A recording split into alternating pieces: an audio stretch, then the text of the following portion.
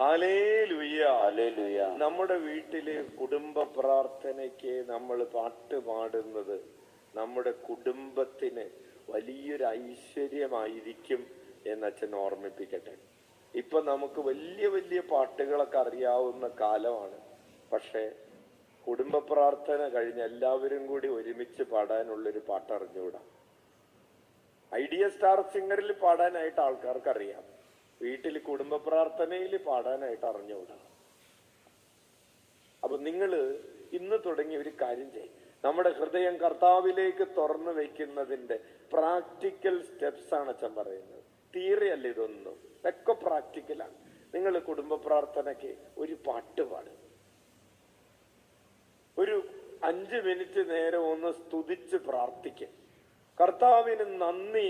ഈ കുടുംബ പ്രാർത്ഥന ചൊല്ലുമ്പോ ശരിയാണ്, നമ്മൾ ജപമാലയൊക്കെ ചൊല്ലാറുണ്ട്. ഇന്നു മുതൽ നിങ്ങൾ ജപമാല ചൊല്ലുമ്പോ ഓരോ രഹസ്യവും ചൊല്ലുന്നതിന്റെ കൂട്ടത്തില് 21 പ്രാവശ്യം ഈശോയെ എന്ന് വിളിക്കും. നാളെ ഇവിടെ ദിവ്യബലിക്ക് മുമ്പ് ജപമാല ചൊല്ലുന്ന പ്രാർത്ഥനാ ഗ്രൂപ്പ് അംഗങ്ങൾ ശ്രദ്ധിക്കണേ. നിങ്ങൾ ഓരോ രഹസ്യം കഴിയുമ്പോ 21 പ്രാവശ്യം ഈശോയെ എന്ന് വിളിക്കും. എന്നിട്ട് പ്രാർത്ഥനയൊക്കെ കഴിഞ്ഞ് കുടുംബത്തില് നമുക്ക് ഇന്ന് ലഭിച്ച എല്ലാ അനുഗ്രഹങ്ങളെയും ഓർത്ത് നന്ദി പറയാമെന്ന് പറഞ്ഞ് ഒരു 2-3 മിനിറ്റ് ഒന്ന് സ്തുതിച്ച് നന്ദി പറഞ്ഞ് പ്രാർത്ഥിക്കുക.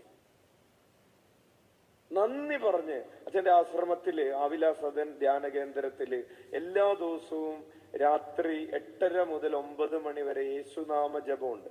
1000 പ്രാവശ്യം ഈശോയെ എന്ന് വിളിക്കും. അതിനുശേഷം 9 മണിക്ക് പിറ്റേ ദിവസത്തെ കുർബാനയുടെ വചനം വായിക്കും, ചെറിയൊരു വിചിന്തനം നടത്തും. അതിനുശേഷം